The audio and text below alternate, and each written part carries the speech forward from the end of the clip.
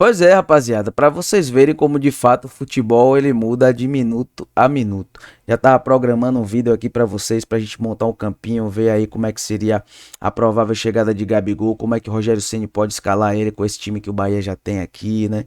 E aí acaba de sair a matéria no GE de que o Gabigol pegou 2 anos aí de suspensão. Mas o questionamento que eu deixo no ar aqui é o seguinte: será que ele ainda tem possibilidades de pintar aqui no nosso esquadrão de aço, né? Se levarmos em consideração que esse processo ainda cabe recurso, ou seja, a justiça ainda não bateu o martelo em definitivo sobre a penalização do jogador, né? Então, ainda tem a possibilidade desse jogador ser absolvido e aí sim ele poderia pintar aqui no nosso esquadrão de aço, né? A gente vai explicar no vídeo de hoje. Você que caiu de paraquedas e não tá entendendo nada, saíram algumas notícias no dia de hoje por partes de um radialista de Salvador chamado Baraúna, que ele de fato tem muita informação interna lá no Bahia, de que existe sim a possibilidade do Gabigol pintar aqui no Bahia, não só o Gabigol, o Joaquim, e até falam-se em 2 jogadores mais para essa temporada. Mas rolou esse entreveiro de Gabigol aí e a gente vai discutir no vídeo de hoje bastante ainda se ainda existe a possibilidade da chegada ou não do Gabigol. Então não sai daí, bora que bora.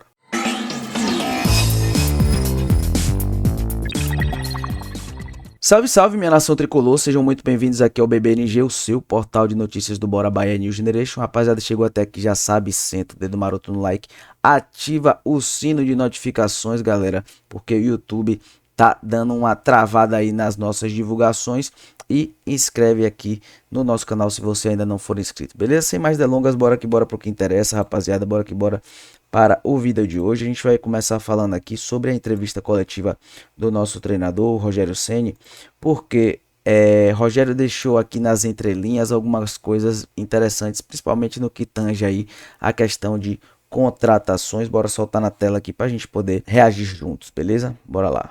Você gosta de carro? Vou te fazer uma analogia com o carro.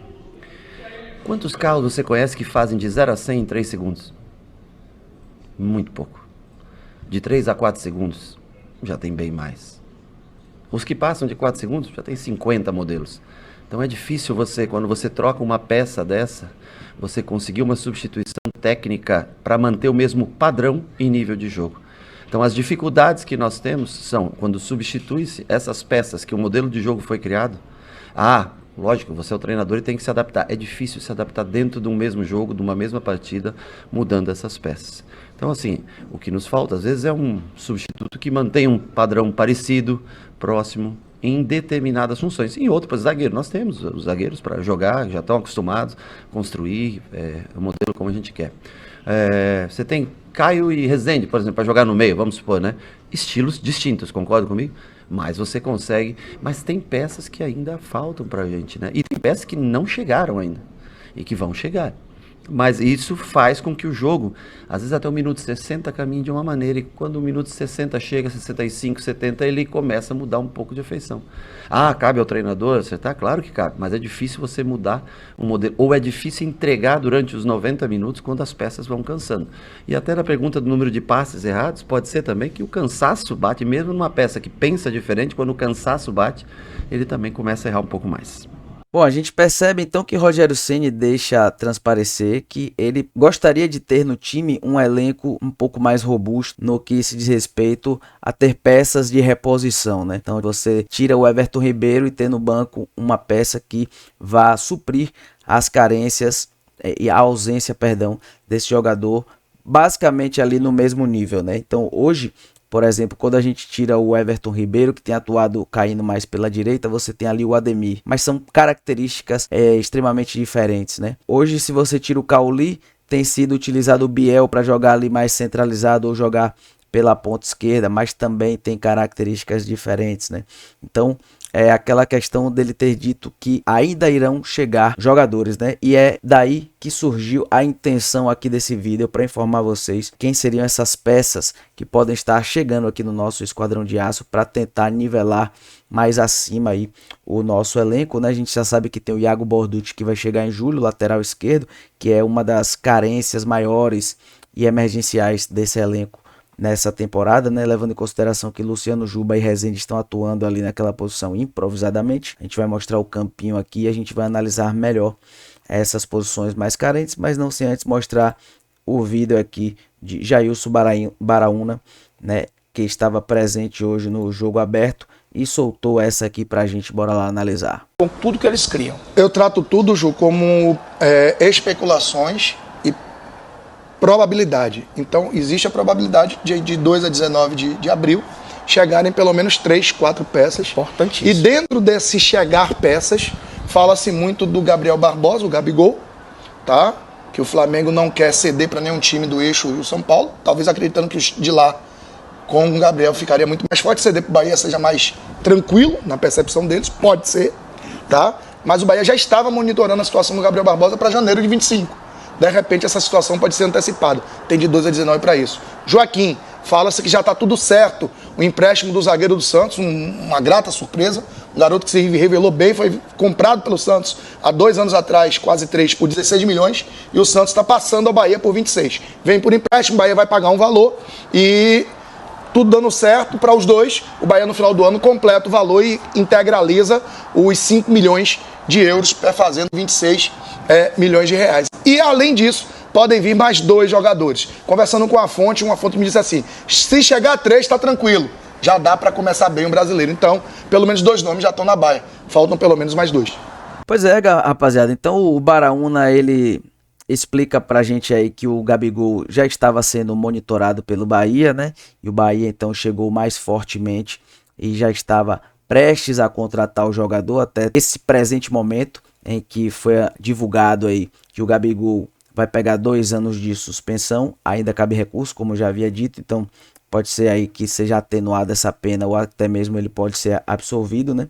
Tem a questão aí do Joaquim, que é o zagueiro do Santos, ele era do Cuiabá, atuou pelo Santos na temporada passada, apesar do Santos ter caído, foi um dos jogadores que se destacaram bastante, assim como o próprio Jean Lucas, que hoje está aqui no Bahia, né? E agora a gente vai dar uma analisada aqui no nosso famoso campinho, né? Pra gente ver qual seria o time ideal com o que já temos hoje aqui para o Campeonato Brasileiro, o início do Campeonato Brasileiro, que é agora em abril, e quais as posições ainda temos de carência nesse elenco, né? Tá na tela aí o nosso campinho. Acredito que o Rogério Ceni vai entrar como pensa como time titular para essa temporada aqui com o Marcos Felipe no gol, Victor Cuesta e Canu, dupla de zaga, Santiago Arias na direita e Iago Borducci, que vai chegar em julho, na esquerda, dupla de volância aqui, Jean Lucas, Caio Alexandre, Cauli, Tassiano, Everton Ribeiro e Everaldo, sabendo que os dois revezam, que é o que ele tem feito por muitas vezes, né? O Oscar Estupiñán no jogo passado fez esse papel do Everaldo aqui, mas o Everaldo é quem tem sido o titular aqui do Rogério Ceni. Mas tem muitas variações, eu sei que você pode não concordar muito com isso aqui, mas a gente vai debater bastante sobre essa questão aqui. Por exemplo, vamos lá peça por peça. Santiago Arias, tem reposição?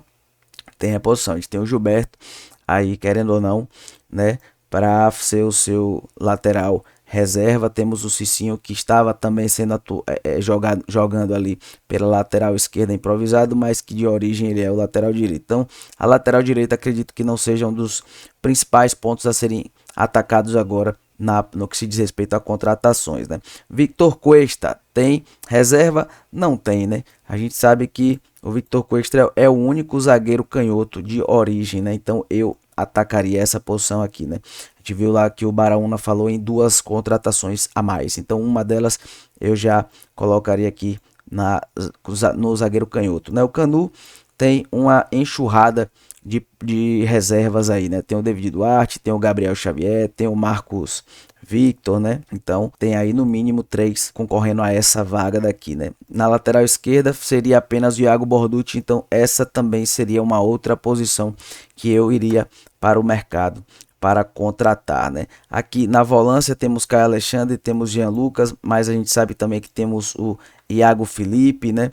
Temos aí agora o Marcos Vitor, que o Rogério Ceni também está colocando como um jogador para atuar ali. A gente sabe que tem o Rezende, que ele também é um jogador muito requisitado dessa posição de volância. Na minha opinião, é o único primeiro volante que a gente tem no elenco, então eu acho que também seria uma carência, se a gente pode pontuar assim, do nosso elenco. Porque assim, o Caio Alexandre está atuando como primeiro volante, mas a gente sabe que no setor de marcação ele ainda falha por diversas vezes, né? Com relação ao passe, a fazer a transição zaga, meio de campo e ataque, ele faz isso com maestria. E tem também o Acevedo, né, galera? O Acevedo que foi acometido por uma lesão e muito provavelmente só volte lá para parte final do Campeonato Brasileiro, né? Então, de resto aqui, acredito que o Bahia está bem servido, né? Nessa ponta esquerda que a gente tem o Luciano Juba, né? Pode ser o próprio Biel também. Tanto o Biel como o Luciano Juba, eles atuaram bem já nessa temporada aqui como meia centralizado, podem ser opções daqui também, né? Tem o próprio Ratão, que ele atua ali também naquela posição, pode atuar também aqui na ponta direita, né? Então aqui temos o Everton Ribeiro, temos o Ademir, e na centroavância temos aí o Tassiano, que atua aqui também de falso 9, temos o Estupiñán e temos aqui o Everaldo. Então, no meu ponto de vista, o Bahia poderia sim entrar no mercado aí, se forem apenas mais duas posições, né? Eu atacaria, né, emergencialmente um zagueiro canhoto, né, no lugar do Joaquim, mas já que vem o Joaquim, essa segunda opção então seria do zagueiro canhoto. Bom, rapaziada, então é isso. O vídeo de hoje foi mais para falar sobre essa questão do Gabigol. Eu de fato estava esperançoso, né? Acreditava que seria uma boa contratação por parte do nosso Esquadrão de Aço. Vamos esperar para ver as cenas dos próximos capítulos para a gente acompanhar aí e ver qual será o desenrolar desse processo. Mas seria uma contratação estilo Everton Ribeiro, né? Que chamaria a atenção demais aí.